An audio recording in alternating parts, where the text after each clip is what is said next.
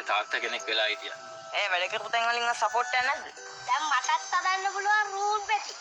අයියේ මේක හරිම ලස්සනයිනේ. ඔයාලටත් නත්තල් සීයා තෑගි දෙයි. තාත්තා අසනීප වුණාට පස්සේ තාත්තා සීයා අපේ ගෙවල් පැත්තේ ආවේ නැහැ. අපේ කොට්ටියට තෑගි තිබ්බේ අපේ තාත්තා. මේ තමයි නත්තල් සීයා. ඔව් නත්තල් සිය තමයි. නත්තල් සීයා එන්නේ නත්තලට. තාම නත්තල් ආවේ නෑනේ. තෑගි දෙන සීයා කවුද? දමයන්තය ගොඩ යන්නේ නැහැ බං. ජීවන්ති නංගී විජේ මල්ලි මේ කිසි දෙයක් දන්නේ නෑ යාලා. මේ පුරවැසිකම ගන්න ඕන නම් අපි එහෙ කියක් කතාවදම දෙන්න. මල්ලි ඔයා කඩේ උගස් තිබ්බද? දන්නවා අපේ රාජකාරිය මේකනේ. මං වගේ අවාසනාවන්තේ. මං නිසා මේ සියල්ලම විනාශ වෙනවා.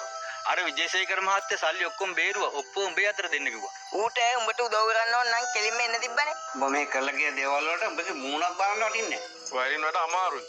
උඩ නැගලා අටක් කන්න ඕනේ. විනයා මට කාර් එකට නගින්න කියලා මාව බලෙන් වගේ කාර් එකට දාගත්තා. සල්ලි ඉස්සරහා ගෑනු නැවෙනවා. මම අපගාතේ වුණත් ලොරි කාර්යමයි. අපි කවුරු වුණත් තම්සිර වැඩක් නැහනේ. ආයේ දමයන්තලයා ගෙවල් පැත්තකින් අහුවෙන්නේ නැහැ මෙපා. උඹට කවදාවත් ওই විදිහට ඒ ගෙදරට යන්න බෑ. යකෝ සල්ලි නැතිව කඩේ උගස් තිබ්බට අපි ගෑනු උගස් තියන්නේ නැහැ.